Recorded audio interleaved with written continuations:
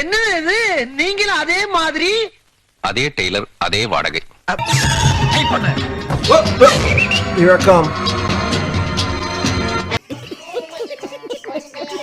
கந்த சஷ்டி கவசத்தை இழிவுபடுத்திய நபர்கள் இருந்தாங்க பார்த்தீங்களா? அதெல்லாம் மக்கள் இன்னும் மறக்கவே இல்லை போல. மதுரையில் முருக மாநாடு ஜூன் 22ஆம் தேதி அப்படின்னு சொல்லிட்டு இருந்தாங்க. 5 லட்சம் பேர் வருவாங்களா இருக்கும் அப்படின்னு சொல்லி ஒரு எதிர்பார்ப்பு இருந்துச்சு. எங்கே நிறைய பேர் வந்துருவாங்களோ அப்படிங்கிறதுனால அதற்கு எதிராக ஆமியர் திருமாவளவன் அவர்கள், சுந்தரவல்லி இப்படின்னு சொல்லி ஏகப்பட்ட பேர் எஸ்டிபிஐ கட்சி சார்பாகவும் வேறு விசிகா சார்பாகவும் மனித சங்கிலி போராட்டம்லாம் நடத்தினாங்க. இந்த மனித சங்கிலி போராட்டம் என்னப்பா வேங்கைவேல் பிரச்சனைலாம் யாருமே செய்யலை அப்படின்னு சொல்லி சில அரசியல் கட்சி தலைவர்களும் கேள்வியெல்லாம் கேட்டாங்க. சரி, இது ஒரு புறம் இருக்க, இந்துக்கள் எவ்வளோ நாள் தான் அடி வாங்கிட்டே இருப்பாங்க? அதனால் எங்களுக்கான மாநாடா, முருக மாநாடா, ஹிந்து முன்னணி வச்சாலும் பரவாயில்ல, எந்த முன்னணி வச்சாலும் பரவாயில்ல, நாங்கள் வாரோம் அப்படின்னு சொல்லி மதுரையில் கூட தொடங்கிட்டாங்க போல். இப்போவே ஆயிரக்கணக்கான, 10,000கணக்கான, லட்சக்கணக்கான மனிதர்கள் வந்துட்டாங்க அப்படின்னு சொல்லி ஒவ்வொரு மணி நேரமும் வீடியோக்கள் எல்லாமே ரொம்ப வைரலாக ஓடிட்டுருக்கு. அதுலேயும் சில நபர்கள் பேசுகிறதெல்லாம் பார்த்தா ரொம்ப ஆழமாக பாதிக்கப்பட்டிருக்காங்க. இங்கே தமிழக அரசியல் ஒரு விஷயத்தை புரிந்து கொள்ள வேண்டும். அந்த விஷயம் என்ன அப்படிங்கிறத இந்த பதிவில் பார்க்க போகிறோம். இது ஆழமான அரசியல் சதுரங்கம்.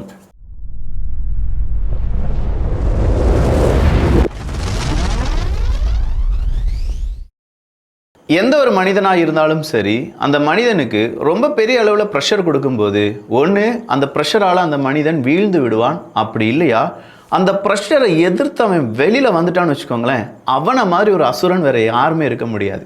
அவனை மாதிரி ஒரு பலசாலி, அவனை மாதிரியான ஒரு இன்டெலிஜென்ஸ் யாராலையும் இருக்க முடியாது. அந்த அளவுக்கு அவனுடைய வலி, வேதனை இது எல்லாமே இருக்கும். ஸோ ஒரு காலகட்டம் இருந்துச்சு, இங்கே ஜாதி பெயரால் சில மக்களை, சில இன மக்களை அவங்க என்ன செய்கிறாங்க, ரொம்ப பெரிய அளவில் நீ இதை செய்யக்கூடாது, நீ ட்ரெஸ்ஸு போடக்கூடாது, நீ அந்த பக்கம் வரக்கூடாதுன்னு சொல்கிறாங்க. அந்த மக்களுக்கான ஒரு தோன்றல், ஒரு தேடுதல் அப்படிங்கிறது வருது. பெரிய அளவில் சாதிய எதிர்ப்பு அப்படிங்கிறது நம்ம எல்லாருமே இப்போ செய்கிறோம். சாதிய ரீதியிலான எந்த விதமான ஒரு கலாச்சாரமும் இங்கே தேவை கிடையாது, அது எங்கள் மயிருக்கு சமம் அப்படின்னு சொல்லிட்டு நம்ம போயிட்டே இருக்கலாம். ஆனால் இதை வச்சு அரசியல் செய்யக்கூடிய கட்சிகள் அரசியல் செஞ்சுக்கிட்டே இருக்காங்க, காலங்காலமாக அரசியல் செஞ்சுட்டே இருக்காங்க.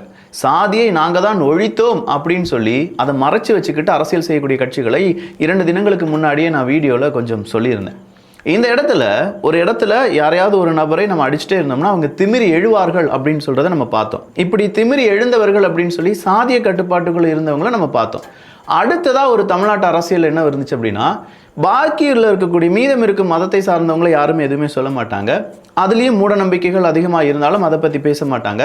அதுலேயும் சாதிய ஏற்றத்தாழ்வுகள் இருக்குது, அதை பற்றி பேச மாட்டாங்க. ஆனால் இந்த இந்து மதம் அப்படின்னு சொன்ன உடனே இந்த தமிழக அரசியலில் இது ஒரு ஊர்கா மாதிரி. எல்லா இடத்துலையுமே இந்த ஹிந்து மதத்தை தொட்டு தொட்டு தொட்டு தொட்டு இவங்க என்ன செய்வாங்கன்னா அரசியல் செஞ்சுக்கிட்டே இருப்பாங்க. இது மத அரசியல் கிடையாது, தமிழ்நாட்டில் நடக்கக்கூடிய அரசியலை பேசிட்டு இருக்கேன்.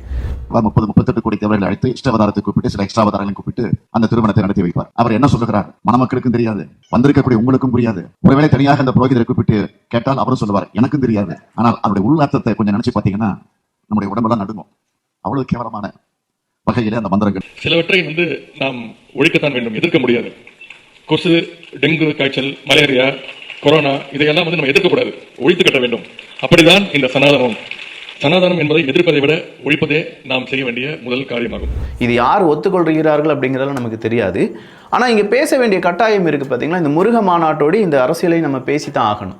ஸோ இங்கே இருக்கக்கூடிய அரசியல் என்ன செய்யும் அப்படின்னா, இந்து மதத்தை பற்றி என்ன வேணாலும் பேசிக்கலாம். அப்போ சிறுபான்மையினர்களுடைய ஓட்டு கிடைக்கும். அந்த சிறுபான்மையினுடைய ஓட்டுக்காக இவங்க என்ன செய்வாங்க, கோவிலை பற்றி தரைக்குறைவாக பேசுவது, கடவுள்களை பற்றி தரைக்குறைவாக பேசுவது, கடவுளை பற்றி மூட நம்பிக்கை இருக்குது அப்படின்னு சொல்லி பேசுறது, இப்படின்னு சொல்லி ஏகப்பட்ட விஷயங்கள் நடந்திருக்கு. அதில் தான் இந்த கந்த சஷ்டி கவசத்தினுடைய இழிவுபடுத்துதலாக இருக்கட்டும், அசிங்கமான பொம்மைகள் அப்படின்னு சொன்னதாக இருக்கட்டும், சனாதன தர்மம் மொஸ்கிட்டோ மாதிரி, அதை டெங்கு மலேரியா மாதிரி அப்படின்னு சொன்ன விஷயமா இருக்கட்டும், இது எல்லாமே ஹிந்து அப்படின்னு சொல்லி பெரிய அளவில் உணர்வுகள் இல்லாத நிறைய மனிதர்கள் இருந்தாங்க. எந்த மதமாக இருந்தாலும் பரவாயில்லப்பா அப்படின்னு சொல்லி நிறைய மனிதர்கள் நம்ம தமிழ்நாட்டில் மெஜாரிட்டியாக ஒரு 92% மனிதர்கள் அப்படி தான் இருந்திருப்பாங்க. 8% மட்டும்தான் ரொம்ப தீவிரமாக ஹிந்துக்கள் அப்படின்னு சொல்லக்கூடிய மனிதர்கள் லிஸ்ட்டில் நம்மளால் சேர்க்க முடியும். மீதம் இருக்கும் இந்துக்கள் எல்லாருமே ரொம்ப சகோதரத்துவமாக எல்லாருக்கூடையும் சகஜமாக பழகி, யார் என்ன கொண்டு வந்தாலும் சாப்பிட்டு சில மனிதர்கள் இருக்காங்க, இந்த கோயிலேருந்து இந்த பிரசாதம் கொடுத்து அவங்க சாப்பிட மாட்டாங்க, ஆனால் அண்ணன் தம்பியாக பழகுவாங்க, ஆனால் அவங்க கொடுக்கக்கூடிய பிரசாதம் நோன்பு கஞ்சி இது எதுனாலும் நம்ம சாப்பிடுவோம். இப்படின்னு சொல்கிற மனிதர்கள் எல்லாருமே எப்படி இணைவார்கள் அப்படின்னா, என்ன நடந்தாலும் பரவாயில்ல, எதுனாலும் ஓகே தான் அப்படிங்கிற மாதிரி, எதுனாலும் ஓகே அப்படின்னு சொல்லிட்டு இருப்பாங்க. ஆனால் இந்த தமிழ்நாட்டு அரசியலில் கொஞ்சம் கொஞ்சமாக இந்த ஹிந்து மக்களுக்கு எதிராக எல்லா அரசியல்வாதிகளும் செய்யும்போது, விபூதி அழிச்சா ஒன்றும் பேச மாட்டாங்க அப்படிங்கிற ஒரு காலகட்டமும், தமிழ் சினிமாக்களில் ஹிந்து கடவுள்களை கொச்சைப்படுத்துகிற மாதிரியான வசனங்கள், அதே மாதிரி தேவையில்லாத இந்துக்களை புண்படுத்தக்கூடிய அந்த வசனங்கள்லாம் வரும்போது இங்கே என்ன ஆகுது அப்படின்னா, ரொம்ப பெரிய ப்ரெஷர் ஹிந்து மக்களுக்கு இடையே கொடுக்கப்படுது. இந்த நேரத்தில் தான் பாஜக உள்ள வந்துரும் பாய் அப்படின்னு சொல்லி பாஜகவை வளர வைக்கக்கூடிய சில கட்சிகளும் உள்ள வந்து பாஜக வளர ஆரம்பிக்குது. பாஜக உள்ள வந்த பிறகு அண்ணாமலை மாதிரியான நபர்கள் பேச தொடங்கின பிறகு, அதுக்கு முன்னாடியே நிறைய நபர்கள் இருக்காங்கன்னு வச்சுக்கோங்களேன். தமிழிசை சவுந்தரராஜன் அவர்களாக இருக்கட்டும், காந்தி அவர்களாக இருக்கட்டும், பொன்னர் அவர்களாக இருக்கட்டும், இவங்க எல்லாருமே பாஜகவை வளர்க்குறாங்க. அப்படி வளர்க்கும் போது இங்கே பிரச்சனைகள் என்ன அப்படின்னா, அங்கே ஹிந்து மதம் அப்படிங்கிறதுக்கு ஒரு முக்கியத்துவம் அப்படிங்கிறது உருவாக ஆரம்பிக்குது. ஸோ இவ்வளோ நாள் முக்கியத்துவமே இல்லாத மக்கள் எல்லாருமே சமம் அப்படிங்கிறது, அந்த மக்கள் எவ்வளோதான் அடித்தாலும் கொட்டினாலும் நாங்கள் தாங்கிக்கிடும் அப்படின்னு இருந்தவங்க, திடீர்னு எங்களை மட்டும் ஏன் அடிக்கிறீங்க, எங்களை மட்டும் ஏன் இழிவுபடுத்துறீங்க, எங்ககிட்ட மட்டும் இருக்கக்கூடிய பிரச்சனைகளை சொல்கிறீங்களே, அவங்கக்கிட்ட இருக்கக்கூடிய பிரச்சனைகளை சொல்ல மாட்டேங்கிங்களே, இப்படிங்கிற கேள்வியை கேட்க ஆரம்பிச்சிட்டாங்க. இந்த கேள்வி நார்மலாக வெளியிலேருந்து பார்க்கும்போது தமிழ்நாட்டுக்குள்ளே மத அரசியல் உள்ளே வந்துருச்சா அப்படிங்கிற ஒரு கேள்வியை நமக்குள்ளே எழுப்பியது. ஆனால் உண்மையிலேயே இதே மாதிரியான மத அரசியல் ஆல்ரெடி தமிழ்நாட்டில் இருந்திருக்கே அப்படிங்கிற உண்மையை நம்ம மறந்துடுறோம். பிஜேபி ஒரு இந்துக்களுக்கான ஒரு கட்சி அப்படின்னு சொல்லி அறிமுகம் செய்யும் போது, இஸ்லாமியர்களுக்காகவே தமிழ்நாட்டில் 8-10 கட்சிகள் இருக்குது. ஆனால் அதை பற்றி நம்ம பெருசாக பேச மாட்டோம். கிறிஸ்தவர்களுக்காக ஓட்டு கேட்கக்கூடிய எத்தனையோ சபைகள் இருக்குது, அதை பற்றி நம்ம பேச மாட்டோம் அப்படின்னு சொல்கிற இந்த ஒரு பெரிய கேப் அப்படிங்கிறது அங்கே ஃபீல் ஆக ஆரம்பிக்குது. இந்த கேப் நாளடைவில் என்ன ஆகுதுன்னா, சரி எங்களுக்கும் இருக்கட்டும் இந்த மாதிரி மாநாடு, இதே மாதிரியான அந்த ஒரு தோன்றல் மக்கள் மனதில் இந்த அரசியல்வாதிகள் விதைத்த பிரிவினை, உண்மையை சொல்லப்போனால் அதுதான் சிறுபான்மையினருக்காக இவங்களை பெரிய அளவில் அடிக்கும்போது ஏற்பட்ட அந்த பிளவு, இவங்களுக்குன்னு சப்போர்ட் கொடுக்கும்போது ஏற்படக்கூடிய அந்த ஆதரவு அப்படின்னு சொல்கிறது தான் இப்போ நம்ம பார்க்கக்கூடிய இந்த முருக மாநாட்டினுடைய பெரும் வெற்றியாக பார்க்கலாம். அங்கே வரக்கூடிய மனிதர்கள் ஒரு முருகனை பார்க்கறதுக்காக வராங்க அப்படின்னா கிடையாது. அங்கே இருக்கக்கூடிய எல்லாருக்குமே தெரியும், முருகர்கள் அறுபடை வீடு நம்ம அங்கே போனால் பார்க்கலாம், இங்கே இருக்கக்கூடியது செட்டப் அப்படிங்கிறது தெரியும். ஆனால் அதையும் தாண்டி மனிதர்கள் வருகிறார்கள், அதுவும் ஜூன் 20ஆம் தேதியிலேருந்து வர ஆரம்பிச்சிருக்காங்க. அப்படிங்கும்போது எவ்வளோ நாட்களுக்கு நாங்கள் இப்படியே இருக்கிறது? ஸோ இந்த இடத்துல ஓட்டு அரசியல் அப்படிங்கிறது, வாக்கரசியல் அப்படிங்கிறதுல மாற்றம் அப்படிங்கிறத நம்மளால் பார்க்க முடிகிறது. எல்லா இடங்களும் எல்லா ஊர்களிலையும் நான் சொல்கிறேன், நான் எங்கள் ஊர்லேயே சொல்கிறேன், எங்கள் ஊர்லேயே இதை பற்றிலாம் அதிகமாக பேச ஆரம்பிச்சிட்டாங்க. இப்படிலாம் எவ்வளோ நாளைக்கு நம்மளால் போக முடியும் அப்படின்னு சொல்லி.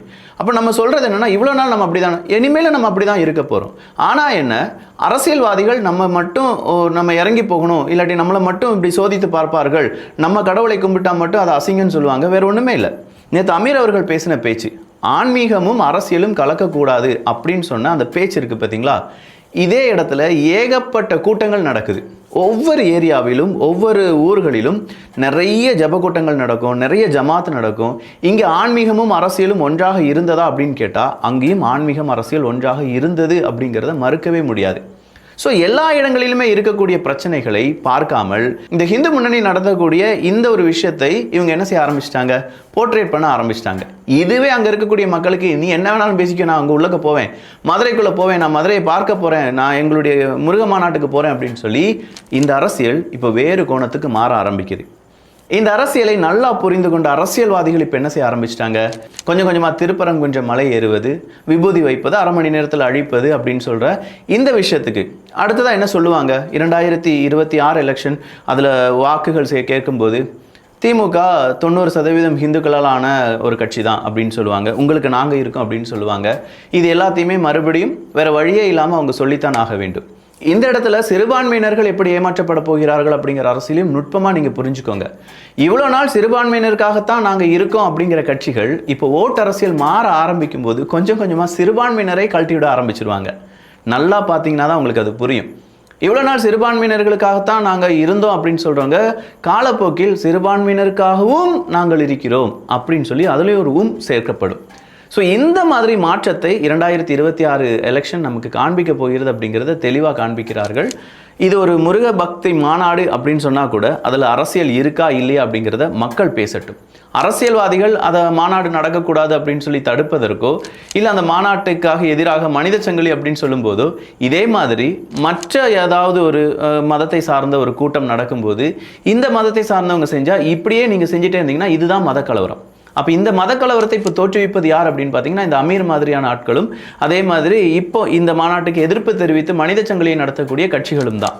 ஸோ நாளடைவில் இதுவுமே ஒரு பெரிய பிரச்சனையாக மாறுறதுக்கு வாய்ப்புகள் இருக்குது கணம். அதனால் இருக்கக்கூடிய காவல்துறை அதிகாரிகள், அரசு அதிகாரிகள், நல்ல நீதி அரசர்கள் இங்கே இருக்கக்கூடிய சிக்கலை புரிந்து கொள்ள வேண்டும். இது யதார்த்தமாக நான் இந்து மக்களுக்கு ஆதரவாக பேசுகிற மாதிரி இருக்கும், ஆனால் உண்மையான கள அரசியல் இதுதான், இப்படித்தான் விதைக்கப்பட்டு கொண்டு இருக்கிறது அப்படிங்கிறத எல்லாரும் புரிந்து கொள்வார்கள். ப்ராட் மைண்டில் பார்த்தா மட்டும்தான் இதனுடைய உண்மைத்தன்மை என்ன அப்படிங்கிறது உங்களுக்கு புரிஞ்சுக்கிட முடியும். அப்படி இல்லையா எனக்கு ஒரு பட்டத்தை கொடுத்துட்டு நீங்கள் பாட்டுக்கு கீழே கமெண்ட்ஸ் சொல்லிட்டு இருப்பீங்க, அவ்வளோதான். அந்த பட்டத்தால் எனக்கு எதுவும் ஆக போகிறது கிடையாது, உங்களுக்கு ஒரு சந்தோஷம், ஒரு சுய இன்பம் மாதிரி, விக்கியை திட்டோம் அப்படின்னு சொல்லி. ஆனால் மனதளவில் நீங்கள் கொஞ்சம் யோசிச்சு பார்த்தீங்கன்னா உண்மையான அரசியல் என்ன, இங்கே என்ன நடந்துட்டு இருக்கு அப்படிங்கிறது தெரியும். சத்தியமாக சொல்கிறேங்க, எந்த சாதியினராக இருந்தாலும் எனக்கு எந்த பிரச்சனையும் கிடையாது அப்படின்னு சொல்கிற தைரியம் எனக்கு இருக்குது. ஆனால் நம்ம அரசியல்வாதிகள்கிட்ட எந்த சாதியை சார்ந்தவனாக இருந்தாலும் பரவாயில்ல, அங்கே வேட்பாளராக போடுங்க அப்படின்னு சொல்கிற தைரியம் உங்களுக்கு இருக்கா? அந்த ஒரு தைரியம் காண்பீங்களேன்.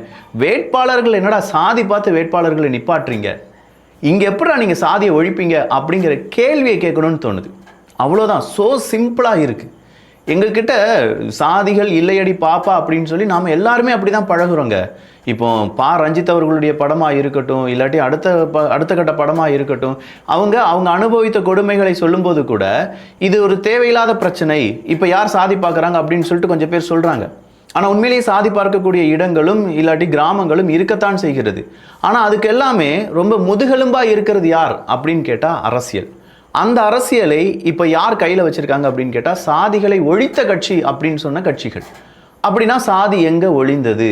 அப்போ சாதியை மறைச்சு வச்சு நீ சாதி ஒழிந்து விட்டது அப்படின்னு சொல்லி ப்ரூடாக விட்டு எங்களை ஏமாற்றிக்கிட்டு எங்களிடையே பிரிவினையை தூண்டி விட்டுட்டே இருக்கக்கூடிய அரசியலை எப்போது நீங்கள் மாற்றுவீர்கள்? எப்போது நல்ல அரசியல் வரும்? இந்த பொது தொகுதியாக இருக்கட்டும், இல்லை இந்த மக்கள் நம்ம ஆட்களாக அங்கே அதை போடு, அந்த மொழியாக அதை போடு அப்படின்னு சொல்லி இந்த வேட்பாளர்களுடைய லிஸ்ட் எடுத்து பார்த்தாலே தெரிஞ்சிடும் இங்கே இருக்கக்கூடிய அரசியல்வாதிகளுடைய உண்மை முகத்திரை என்ன. மக்கள் இதெல்லாம் பார்த்துட்டு ஒன்றுமே கண்டுக்கிடாமல் போயிட்டு இருக்காங்க அப்படின்னு சொல்லி அரசியல்வாதிகள் நினச்சிட்டு இருக்காங்க. கிடையாது. மக்கள் இதெல்லாம் யோசிச்சுட்டு இருக்காங்க. மக்கள் இதற்கெல்லாம் மாற்றத்தை தேடிக்கொண்டிருக்கிறார்கள். மக்கள் சரியான நேரத்தை தேடிக்கொண்டிருக்கிறார்கள். சரியான தருணம் மட்டும் வரட்டுமே, ஒரு ஸ்பார்க்கு தான் சரியான தருணம். அந்த ஸ்பார்க்கில் என்ன வேணாலும் நடக்கும். அது அரசியல் மாற்றமாக இருக்கலாம், அரசு மாற்றமாக இருக்கலாம், இல்லை அவங்களுடைய ஒட்டுமொத்த தாட் ப்ராசஸாக இருக்கலாம், இல்லை நிறைய பேர் இதே மாதிரி பேச ஆரம்பிக்கலாம், நிறைய பேர் வரலாறுகளை தெரிந்து கொள்ள ஆசைப்படலாம், நிறைய பேர் எஜுகேஷன் பேஸ்டாக நிறைய மாற்றங்களை கொண்டு வரலாம். இதுதான் நடக்கும். புரட்சி, அங்கே மத பிரச்சனை, அதெல்லாம் நம்ம தமிழ்நாட்டில் நடக்கவே நடக்காது. சத்தியமாக சொல்கிறேன், அதெல்லாம் நம்ம தமிழ்நாட்டில் நடக்க வாய்ப்பே கிடையாது. நம்ம தமிழ்நாட்டு மக்களை பொறுத்த வரைக்கும் எல்லாரும் சகோதரத்துவமாக இருக்கும். எங்களுக்கிடையே பிரிவினை பேசி நீ ஒரு அரசியல் செஞ்சிட்டு இருக்க, அந்த அரசியலை மக்கள் உணர ஆரம்பிச்சிருக்காங்க. அவ்வளோதான். இது மக்களுக்கான பிரச்சனை கிடையாது, இது அரசியல்வாதிகள், அரசியல் செய்யக்கூடிய நபர்களுக்கு ஏற்படக்கூடிய பிரச்சனை. ஸோ சிம்பிளாக இதை நம்ம முடிச்சுட்டு போயிட்டே இருக்கலாம். சரி, ஸ்டாலின் அவர்களுக்கு ஒரு வாழ்த்து வந்துச்சுல்ல, பாருங்க ஆப்பிரிக்க நாட்டிலேருந்து அப்படின்னு சொல்லி சாட்டை துரைமுருகன் அவர்களுக்கு வந்திருக்கு, ஜான் அப்படின்னு சொல்லி இன்னொருத்தருக்கு வந்திருக்கு. $30 கொடுத்தா என்ன வேணாலும் பேசுகிறாங்க, என்ன வேணாலும் சொல்கிறாங்க. அந்த ஊரில் அவங்க கரகாட்டம் ஆடக்கூடிய நபர்கள் மாதிரி $30 கொடுத்து ஒரு ஃபோட்டோவை அப்லோட் பண்ணி மெசேஜையும் போட்டுட்டிங்கன்னா உம்மான்னு சொல்லி உம்மா கொடுக்கறது என்ன, அவரை வாழ்த்தி பேசுகிறது என்ன, பாடுறது என்ன, டான்ஸு என்ன, இது எல்லாத்தையுமே வச்சு செஞ்சிட்ருக்காங்க. யார் அந்த ஐடியா கொடுத்தா? ஸ்டாலின் அவர்களை அவமானப்படுத்தக்கூடிய இந்த ஐடியா மன்னன் யார் அப்படிங்கிறத மட்டும் திமுக கண்டுபிடிச்சிருங்க. பெரிய அளவு இஷ்யூ நடந்துட்டுருக்கு. அதே மாதிரி அதிமுகவை சார்ந்தவங்க டிஆர்பி ராஜா அவர்களுக்கு எதிராக எல்லா இடங்களிலுமே நாங்கள் வழக்குகளை தொடரப் போகிறோம் அப்படின்னு சொல்லியிருக்காங்க. காரணம் இருக்குது, ரொம்ப அசிங்கமாக எடப்பாடி பழனிசாமி அவர்களை சித்தரித்திருந்தார்கள். இன்னைக்கு போதைப் பொருள் நடமாட்டத்தை பற்றி காட்டுன போடு, இன்னைக்கு திறந்தோறும் இன்னைக்கு பாலியல் வன்கொடுமை அதை போடுறாங்க காட்டுங்க. இப்ப கள்ளக்குறிச்சியில 64 பேர் செத்து மடிந்தாங்க, விலை மதிப்பில்லாத மனித உயிர் பலி போச்சு. நேற்று ஓராண்டு நிறைவு இருக்கிற உங்க அப்ப சாராயால காய்ச்சிறானே, அதை போடுறா காட்டுங்க. அதுவும் ஒரு எதிர்க்கட்சி தலைவர் அப்படிங்கிறத விட இத்தனை மக்கள் இவ்வளோ உறுப்பினர்கள் இருக்கக்கூடிய ஒரு கட்சியினுடைய தலைவரை படுத்திருக்கிற மாதிரி, அன்றவரோடு படுத்திருக்கிற மாதிரியும், அதில் அவர் ரொம்ப ஏளனமாக பேசுகிற மாதிரியும் அவங்களுடைய ஐடிவிங், திமுகவினுடைய ஐடிவிங் அந்த ஃபோட்டோவை பகிர்ந்து அதில் அவங்க இன்பம் அடைந்தார்கள். ஸோ அது அதிமுகவுக்கான ஒரு டென்ஷனாக மாறிடுச்சு, ஒரு ஈகோவை டச் பண்ணிருச்சு. இன்பதுரை அவர்கள் வந்து எல்லாருமே இப்போ என்ன சொல்ல ஆரம்பிச்சிட்டாங்கன்னா, நாங்கள் கேஸ் போடுவோம், வழக்கு போடுவோம் அப்படின்னு சொல்லியிருக்காங்க. சார், வழக்கு போடுவீங்க, ஆனால் அதே நேரத்தில் ஸ்டாலின் அவர்களை தப்பாக சித்தரித்து யாரோ ஒரு நபர் உங்கள் அதிமுகவை சார்ந்தவர் அவர் அரெஸ்ட் பண்ணிட்டே போயிட்டாங்களாமே, ஞாபகம் இருக்கா? 2 நாளைக்கு முன்னாடி நடந்துச்சு. எடப்பாடி பழனிசாமி அவர்களை பற்றியோ, சீமான் அவர்களை பற்றியோ, அண்ணாமலை அவர்களை பற்றியோ, நயினா நாகேந்திரன் அவர்களை பற்றியோ, விஜய் அவர்களை பற்றியோ நீங்கள் என்ன வேணாலும் தரைக்குறைவாக பேசுங்க, எப்படி வேணாலும் சித்தரிங்க, கெட்ட வார்த்தை கூட பேசுங்க, ஒன்றுமே சொல்ல மாட்டாங்க. ஆனால் ஆளும் கட்சிக்கு ஆதரவாக இருக்கக்கூடிய யாரையாவது எதிர்த்து பேசிட்டீங்க, அவங்களுடைய புகைப்படத்தை தப்பாக பகிர்ந்துட்டீங்க, ஒரே ஒரு லைன் தப்பாக ஏதாவது சொல்லி ஃபேக்கான நியூஸ் மாதிரி ஒரு நியூஸை சொல்லிட்டீங்கன்னா முடிஞ்சது, சோலி முடிஞ்சது. கொஞ்சம் பார்த்து இருந்துக்கோங்க.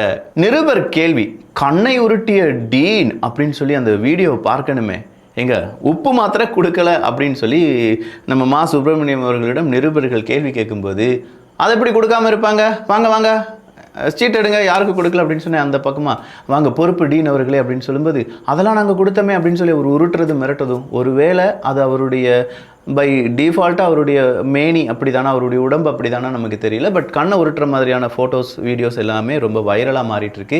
கேள்வி கேட்டால் கண்ணை உருட்டாதீங்க, பதில் சொல்லுங்கள் அப்படிங்கிறது தாழ்மையான வேண்டுகோள். அதை விட அடுத்ததாக இன்னொரு கேள்வி என்னென்னா, ஸ்டாலின் மருந்தகம் அப்படின்னு சொல்லி, முதல்வர் மருந்தகம் அப்படின்னு சொல்லி ஒரு ஸ்கீம் ஆரம்பித்தாங்கல்ல, அந்த ஸ்கீமை சார்ந்த அந்த கடை அங்கே வந்து சரியாக சரக்கு எதுவுமே இல்லை, மாவுலாம் வச்சு விற்கிறாங்க அப்படின்னு சொல்லி தினமலரில் ஒரு நியூஸ். அந்த நியூஸுக்கு அண்ணாமலை அவர்கள் கொடுத்துருக்கக்கூடிய ஒரு கேப்ஷன், மக்கள் நலனுக்காக திட்டங்களை செயல்படுத்தாமல் ஒரு நாள் விளம்பரத்துக்காக செயல்படுத்தினால் என்ன ஆகும் என்பதற்கு மற்றொரு உதாரணம் திமுக அரசால் பலத்த ஆரவாரத்துடன் ஆரம்பிக்கப்பட்ட முதல்வர் மருந்தகம். கடந்த பிப்ரவரி மாதம் தொடங்கப்பட்ட இந்த திட்டம் தொடக்கம் முதலே போதிய மருந்துகள் அரசால் வழங்கப்படவில்லை என்ற புகாருக்கு உள்ளானது. பலமுறை கோரிக்கை வைத்தும் திமுக அரசு நடவடிக்கை எடுக்காததால் வாடகை, மின்சார கட்டணம் உள்ளிட்ட அடிப்படை செலவுகளை சமாளிக்க முதல்வர் மருந்தகங்களில் தற்போது மாவு விற்பனை செய்யும் நிலைக்கு தள்ளப்பட்டிருக்கின்றனர் மருந்தக உரிமையாளர்கள். பொதுமக்களும் முதல்வர் மருந்தகங்களில் மருந்துகள் கிடைக்கவில்லை, மாவாவது கிடைக்கிறது என்று வாங்கிச் செல்கின்றனர். இதற்கு பேசாமல் முதல்வர் மாவகம் என்ற பெயர் வைத்திருக்கலாம். 4 ஆண்டு காலமாக அரைத்த மாவையே அரைத்து கொண்டிருக்கும் திமுக ஆட்சிக்கு இந்த பெயர் மிக பொருத்தமாக இருக்கும் அப்படின்னு சொல்லி அண்ணாமலை அவர்கள் ஒரு அட்டாக் பண்ணியிருக்காரு. அடுத்ததா, தமிழக முதல்வர் காணொலி காட்சி வாயிலாக திறந்து வைக்கப்பட்ட ஊராட்சி மன்ற அலுவலகம் 4 நாட்களில் மேற்கூரைகள் இடிந்து விழுந்ததால் பரபரப்பு. எங்கே நடக்கும் இந்த அநியாயம்? நம்ம முதல்வர் எல்லா கான்ட்ராக்டரையும் நம்பி, அவங்க அங்கே இருக்கக்கூடிய ஊராட்சி தலைவர்களெல்லாம் நம்பி காணொலி வழியாக அங்கே என்ன செய்கிறாரு, திறந்து வைக்கப்பட்ட ஊராட்சி மன்ற அலுவலகம் அது திடீர்னு பொத்துக்கிட்டு விழுகுது டமார்னி.